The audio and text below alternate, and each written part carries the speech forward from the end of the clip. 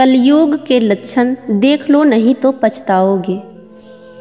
कुटुंब कम हुआ, संबंध कम हुए, नींद कम हुई, बाल कम हुए, प्रेम कम हुआ, कपड़े कम हुए, शर्म कम हुए, लाज लज्जा कम हुए, मर्यादा कम हुई, बच्चे कम हुए, घर में खाना कम हुआ, पुस्तक वाचन कम हुआ, भाई भाई प्रेम कम हुआ, चलना कम हुआ, खुराक कम हुआ, घी मक्खन कम हुआ, तांबे पीतल के बर्तन कम हुए, सुख चैन कम हुआ, मेहमान कम हुए, सत्य कम हुआ, सभ्यता कम हुई, मन मिलाप कम हुआ, समर्पण कम हुआ, संतान को दोष न दें, बालक या बालिका को इंग्लिश मीडियम में पढ़ाया, अंग्रेजी बोलना सिखाया, बर्थडे और मैरिज एनिवर्सरी जैसे जीवन के शुभ प्रसंगों को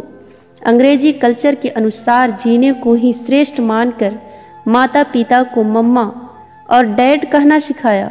जब अंग्रेजी कल्चर से परिपूर्ण बालक या बालिका बड़ा होकर आपको समय नहीं देता, आपकी भावनाओं को नहीं समझता, आपको तुच्छ मानकर जुबान लड़ाता है और आपको बच्चों में कोई संस्कार नजर नहीं आता है, तब घर के वातावरण को गमगीन किए बिना या संतान को दोष दिए बिना कहीं एकांत में जाकर रो ले।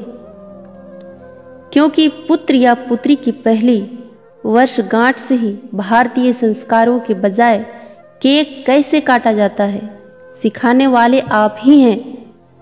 हवन कुंड में आहुति कैसे डाली जाए, मंदिर मंत्र पूजा पाठ आदर सत्कार के संस्कार देने के बदले केवल फर्राटेदार अंग्रेजी बोलने को ही अपनी शान समझने वाले आप। बच्चा जब पहली बार घर से बाहर निकला तो उसे प्रणाम आशीर्वाद के बदले बाय बाय कहना सिखाने वाले आप। परीक्षा देने जाते समय इष्ट देव बड़ों के पैर छूने के बदले बेस्ट ऑफ लक कहकर परीक्षा भवन तक छोड़ने वाले आप।